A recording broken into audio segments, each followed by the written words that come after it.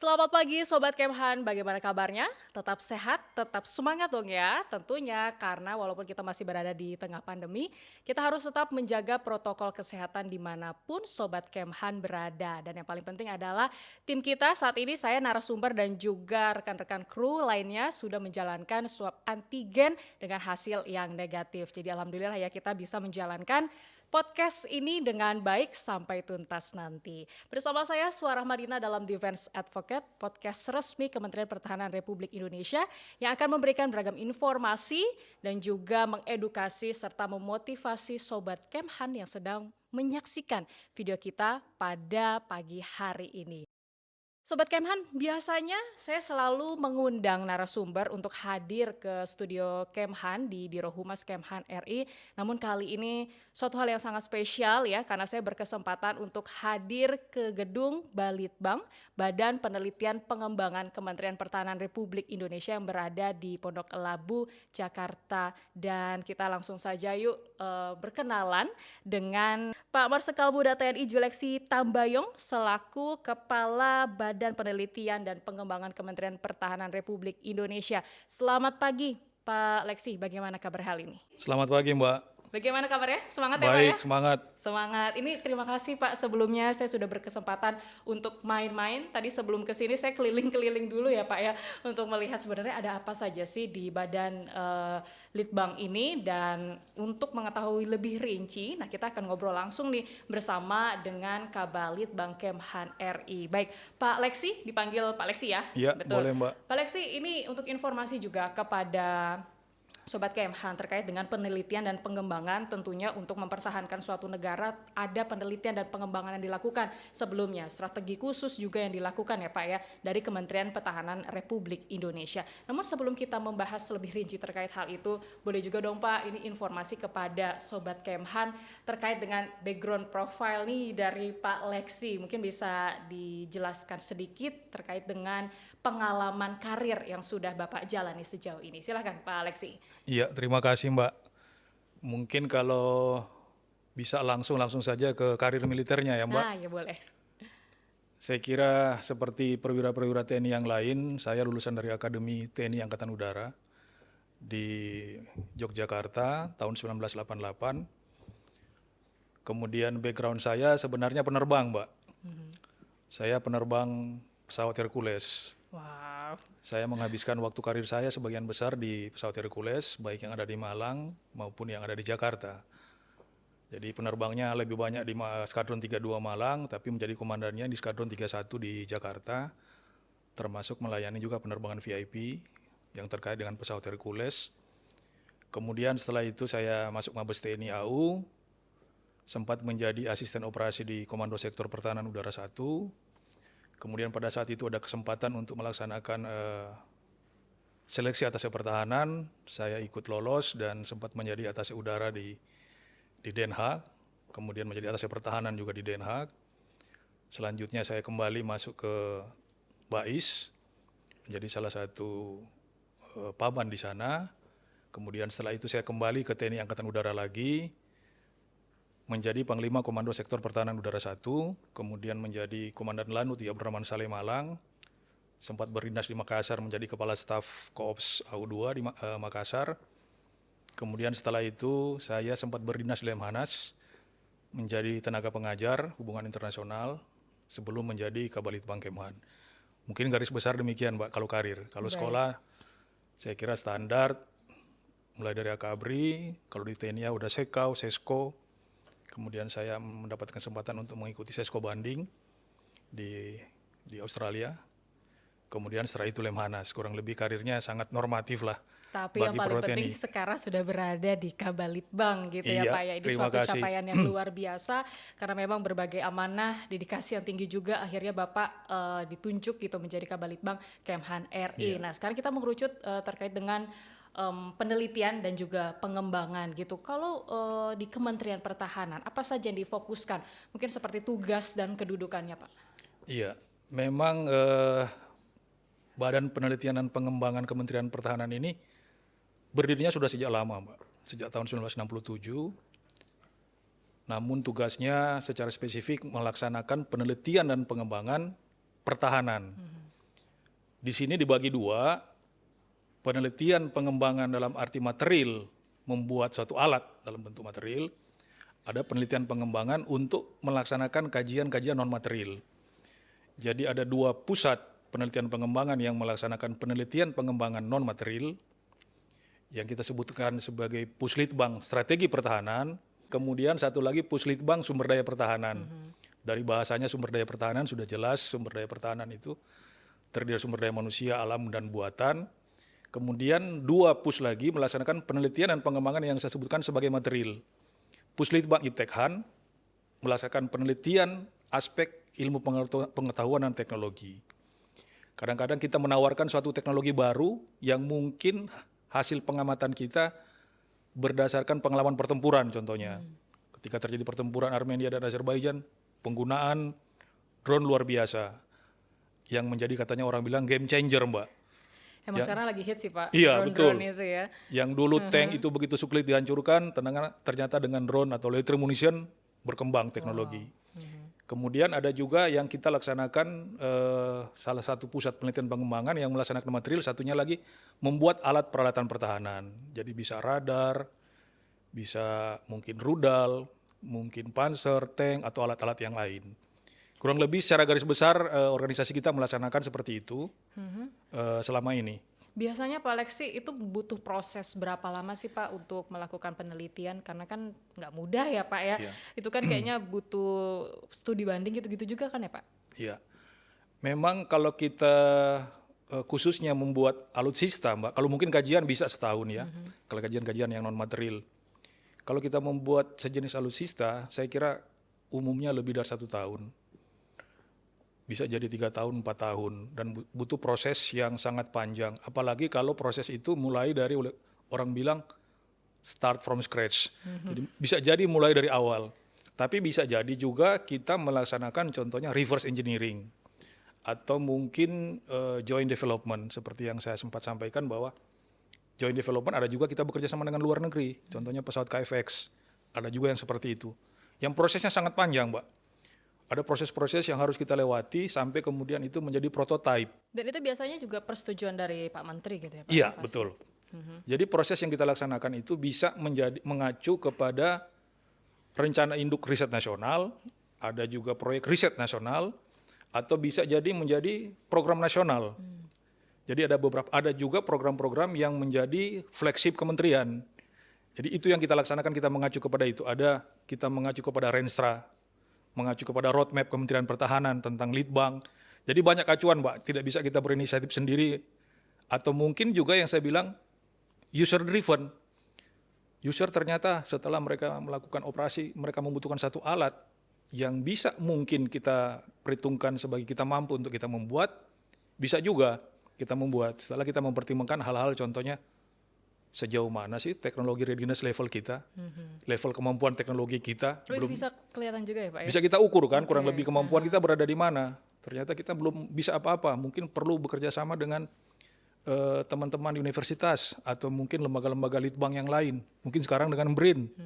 Bisa kita berkoordinasi, Pak, kami mempunyai kesulitan dalam pengembangan ini, mungkin kita bisa saling kerjasama, bertukar ilmu, atau melaksanakan joint development, joint research, atau hal-hal yang seperti itu, Mbak, mungkin bisa. Berarti memang sebenarnya kalau sebuah penelitian dan pengembangan ini butuh waktu yang lama dan tadi balik lagi tidak mudah ya Pak ya, prosesnya juga panjang sekali, Iya. butuh kerjasama juga Betul. dengan pihak-pihak terkait yang paling penting Betul, seperti Mbak. itu, berbagi pengalaman juga Iya. ya Pak ya. Nah, namun Pak, kegiatan yang saat ini memang lagi difokuskan gitu untuk Balitbang saat ini seperti apa Pak? Selain tadi pesawat itu ya Pak yang disebutkan.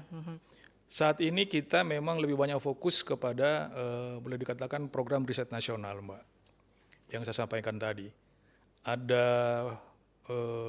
pengembangan pesawat terbang tanpa awak yang MALE class, bukan male artinya perempuan ya, MALE, medium altitude long endurance. Bukan MALE dalam Itu arti ada perempuan. kepanjangan Ada juga, kepanjangannya. Sobat Kemhan, tuh, hati-hati. Jadi kalau dilihat tulisnya MALE bukan berarti MALE dan female, male dan female. Tapi medium altitude long endurance. Kita bekerja sama dalam konsorsium dengan teman-teman dari BRIN juga.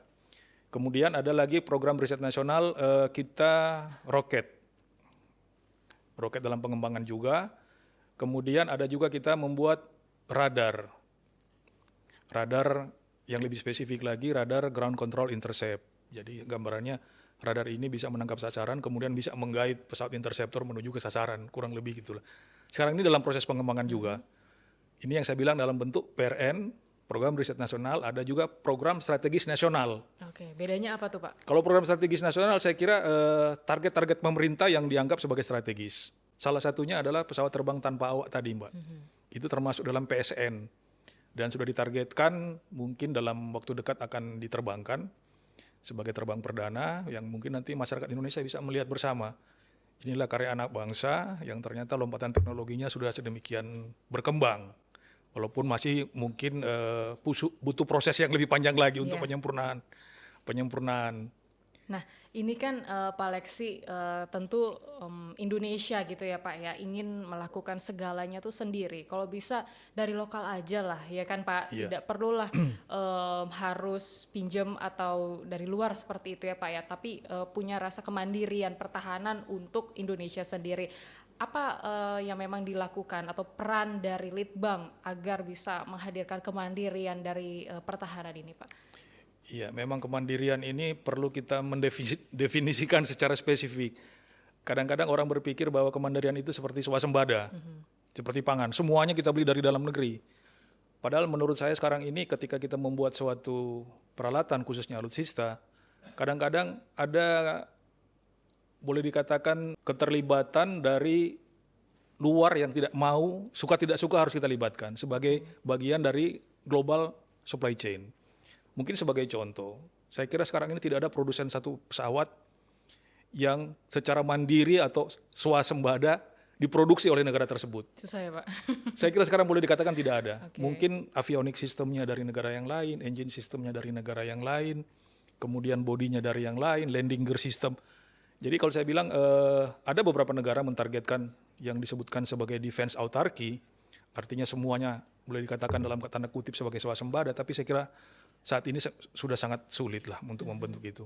Ya contohnya mungkin di PT DI juga demikian, ketika mereka membuat dan merancang pesawat, ada beberapa sistem juga disuplai dari negara yang lain, tapi sistemnya ini adalah buatan anak bangsa. Nah ini kelihatannya yang perlu dipahami juga. Jadi saya bilang sudah tidak mungkin atau sulit untuk mewujudkan benar-benar 100% dalam negeri. Tapi ide itu berasal dari putra bangsa, tapi bisa jadi ada supplier-supplier, karena ada nilai ekonominya juga kan Mbak. Oh berarti ini tentu berpengaruh dengan perekonomian Indonesia ya Pak ya? Iya saya berpikir juga begitu. Pengembangan Litbang bisa jadi berdampak kepada ekonomi. Yang mungkin saya sempat singgung tadi bahwa ada pandangan-pandangan lama yang menggunakan teori guns and butter itu Mbak, yang seakan-akan kalau kita banyak membeli gun, butter ini yang mewakili prosperity seakan-akan ditinggal. Tapi ketika kita membangun gun ini, produksi dalam negeri, ya istilahnya local content-nya menjadi dominan atau mayoritas, secara otomatis perputaran ekonomi dalam juga kan akan berputar. Banyak anak bangsa yang bisa bekerja, banyak perusahaan yang akan berdiri, dan seterusnya. Jadi tidak semata-mata orang berpikir, wah kalau Indonesia beli senjata dan memperkuat pertahanan, habis anggarannya buat belanja.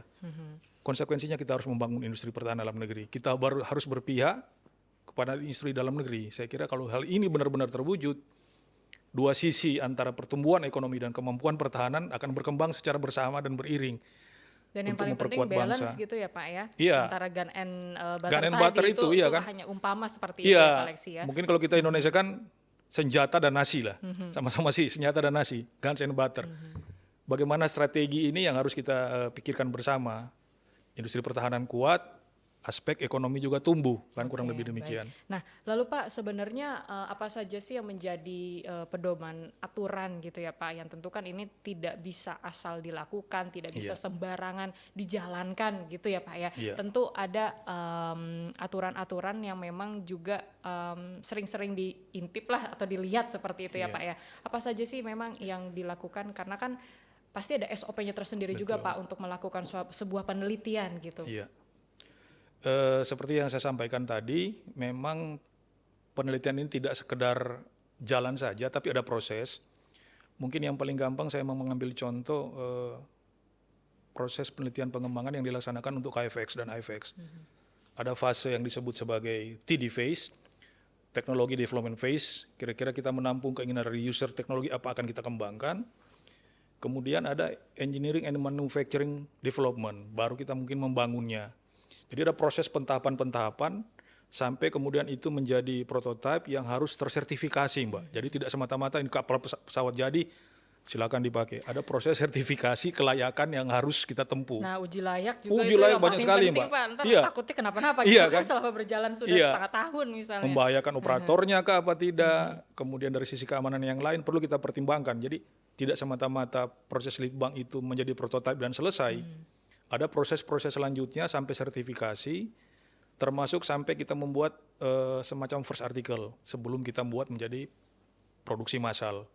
Demikian juga produksi massal ini pun ketika kita kirimkan ke user, ada feedback yang kita harapkan kembali ke kita. Setelah digunakan, Pak, kurang ini, Pak, kurang tepat, kurang akurat, atau kurang tinggi, kurang apa. Kita melaksanakan riset lanjutan, penyempurnaan dengan varian-varian baru. Itu biasanya ada evaluasi nggak sih Pak tiap tahunnya kalau misalnya ada suatu hal yang sedang berjalan dilakukan nih sudah sampai hampir 100% katakanlah seperti itu pasti ada evaluasi ya Pak? Iya, idealnya kurang lebih demikian, Mbak. Seperti umpamanya kita mensuplai suatu sistem kepada user, yang kita harapkan setelah mereka pakai, mereka memberikan feedback kepada kita, evaluasi. Yang proses ini saya kira di beberapa negara sudah berjalan, dan diharapkan di kita juga kurang lebih demikian. Setelah kita deliver produk ini, kita menunggu feedback. Wah, ternyata Pak kurang bagus, Pak, kurang cepat, kurang ini. Nah, istilahnya mungkin seperti dapur kita inilah. Wah, kurang garam, Pak. Oke, kita ambil lagi masakannya, kita tambahin garam sedikit ya. Sudah sesuai belum? Belum, Pak, kurang ini lagi, kurang. Nah, diharapkan dengan begini terjadi penyempurnaan hasil litbang. Karena proses litbang itu bukan sekali buat jadi langsung menjadi lupa gitu ya Pak. Orang bilang apa state of the art, teknologi yang paling bagus dan paling tinggi. Ada penyempurnaan yang terus kita lakukan. Dan di-upgrade ya Pak tentunya ya? Iya, di-upgrade. Nah Pak, ini dari keberlangsungan Balitbang gitu Pak, selama Bapak bertugas gitu menjadi Kabalitbang sendiri, apa yang menjadi tantangan dan juga kendala sejauh ini yang mungkin menjadi progres juga nih untuk Balitbang di sini? Iya, mungkin yang perlu saya garis bawahi adalah bagaimana membangun ekosistem litbang itu sendiri dalam negeri. Sekarang ini dengan beradanya BRIN, saya kira ekosistem ini akan menjadi lebih baik. Karena ketika kita berbicara mengenai litbang, tentunya ada beberapa hal yang harus kita pertimbangkan. Sumber daya manusianya, infrastrukturnya, pendanaannya, apakah sudah maksimal sesuai dengan harapan. Kemudian disinilah menurut saya fungsi pemerintah dalam membina industri pertahanan atau membina litbang. Ada kurang lebih saya sebutkan 3, ada pemerintah sebagai regulator, menghasilkan aturan perundang-undangan atau regulasi yang berpihak kepada litbang atau industri pertahanan. Kemudian pemerintah sebagai sponsor sekaligus sebagai investor. Oke, kita sponsor ya, kita bayar, bantu untuk melaksanakan penelitian dan pengembangan. Contohnya industri pertahanan yang masih kurang ini kita bantu. Kita juga sebagai investor, boleh dikatakan demikian. Satu sisi kita juga sebagai user, sebagai customer. Kita juga kayak kena pakai ini kan, nanti produknya udah. Nah itu yang saya bilang, bagaimana membangun ekosistem ini. Atau mungkin ruang hidup lah, atau mungkin atmosfer hidup litbang ini, sehingga benar-benar menghasilkan sesuatu yang ada pergerakan baru iya, gitu ya Pak? ada harapan-harapan baru. Karena dari sisi pertahanan, teknologi itu akan sangat luar biasa dalam mendukung operasi pertempuran, Mbak. Dan biasanya teknologi ini semakin canggih, semakin banyak yang minat juga gitu iya. ya Pak ya? Teknologi itu pun kalau kita diskusikan kan banyak hal yang menarik. Ada orang bilang contohnya di Amerika, sempat terjadi semacam mereka sebutkan Pentagon Paradox. Ada yang berpikir, Pak, kita bangun teknologi paling baru. Ada juga yang berpikir, Pak, nggak usah teknologi baru, tapi banyak, Pak. Teknologi sederhana aja, tapi banyak. Nah, itu biasanya Bapak kelimpungan nggak? Ya, pertimbangan seperti itu juga iya kan.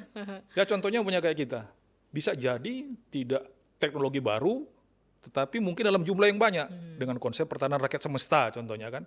Karena ketika kita membangun teknologi yang sangat tinggi, investasinya sangat besar, Mbak. Yeah. Tapi kan kita melihat, ya kembali lagi dengan pengalaman peperangan di beberapa negara, ada beberapa senjata yang tidak secara teknologi tinggi, senjata lawan anti-tank, bisa jadi menjadi faktor penggentar dan faktor penghambat yang luar biasa terhadap masuknya, contohnya tank-tank musuh. Teknologinya tidak terlampau tinggi, walaupun ada juga senjata tank yang anti-tank yang teknologi juga sudah tinggi. Contohnya Javelin, dia sudah menggunakan seeker dan menggunakan untuk membidik. Tapi ada juga kan senjata tank yang sederhana saja, menembak dengan garis lurus kan, kurang lebih demikian.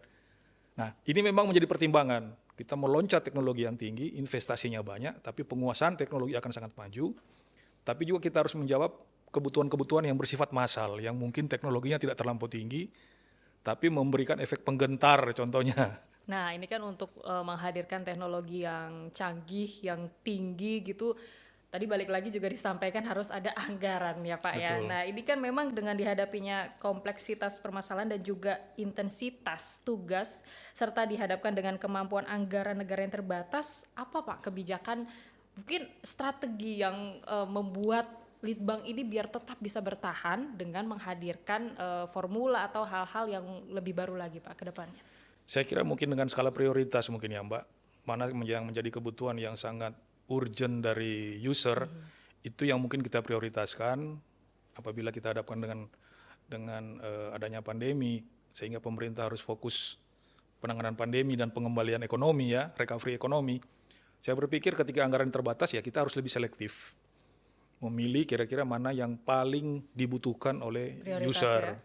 Ketika mereka melaksanakan kegiatan operasi, kita melihat apa sih yang mereka paling butuh, sehingga kita benar-benar yang tadinya mungkin 5 ya kita 1 saja atau 2 saja, tapi benar-benar terpilih dan benar-benar menjawab keinginan user. Karena keinginan user inilah Mbak faktor yang paling dominan sebenarnya.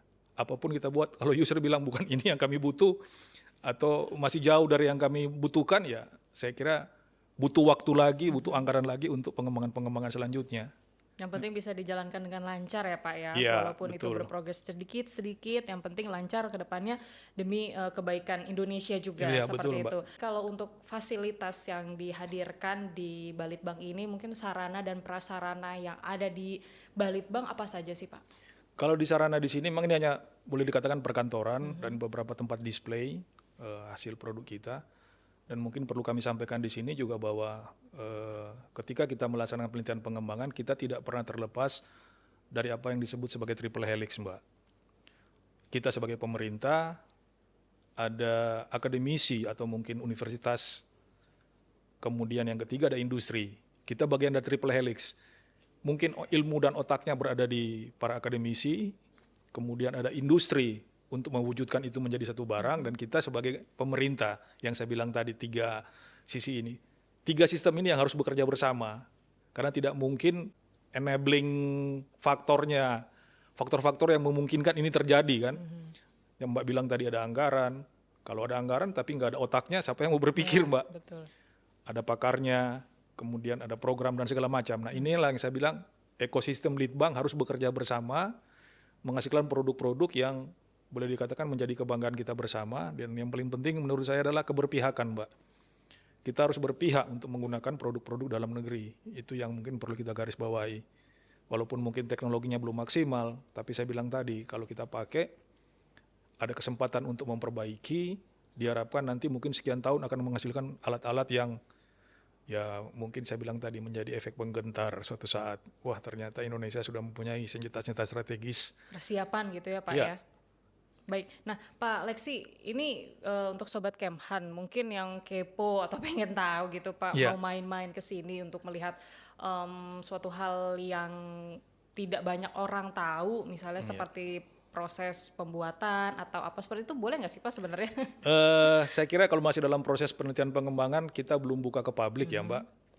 Tapi ada event-event tertentu yang bisa kita jadikan wadah untuk mengundang masyarakat. Perlu kami sampaikan, kurang lebih bulan Agustus nanti kami sudah merencanakan semacam, kita sebutkan semacam Pekan Litbang. Tidak semata-mata kita menampilkan produk-produk Litbang dari Kemhan maupun dari Angkatan, tapi kita juga ingin mengundang lembaga-lembaga sipil atau lembaga-lembaga di luar, baik dalam bentuk organisasi, perusahaan, ataupun perorangan, apabila dia mempunyai produk yang dilitbangkan secara mandiri, bisa ditampilkan nanti bulan Agustus rencananya Mbak.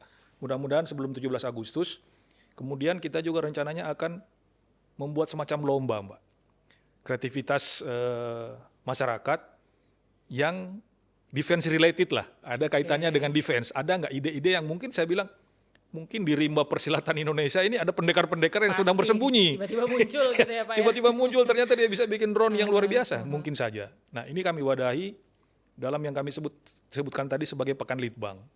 Jadi bisa jadi industri pertahanan, bisa jadi universitas, atau mungkin entitas-entitas pribadi ataupun apapun, coba kita undang untuk datang, tampilkan di sini, kita lihat, dan di situ bisa juga jadi ajang pertemuan kan. Ternyata industri ada yang melirik, wah ini bagus produksi anak bangsa ini, bisa kita rangkul untuk diproduksi massal contohnya. Nah ini yang kami sebutkan sebagai Pekan Litbang, Mbak. Termasuk lomba tadi itu.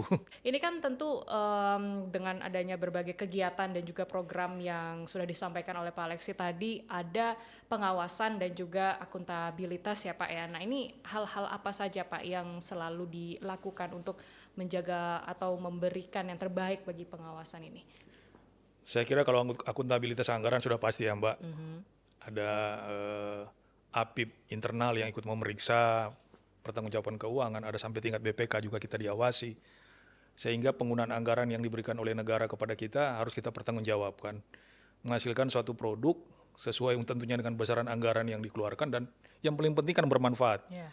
Kalau anggaran negara sudah disisihkan untuk kita melaksanakan litbang, tapi kemudian jadinya sesuatu yang tidak berguna, juga menjadi challenge buat kita. Sehingga saya sampaikan bahwa challenge seorang peneliti itu adalah ketika barang itu kemudian menghasilkan sesuatu produk yang kemudian dipakai. Artinya kita tidak sia-sia menggunakan anggaran negara, tapi ada produk yang bisa dilihat oleh masyarakat Indonesia. Inilah hasil anak bangsa, menyisihkan anggaran sekian, yang ujung-ujungnya juga terpakai oleh TNI. Baik. Saya kira demikian mungkin Pak. Pak, lalu Pak Alexi mungkin himbauan kepada masyarakat atau Sobat Kemhan yang sedang menyaksikan video kita gitu saat ini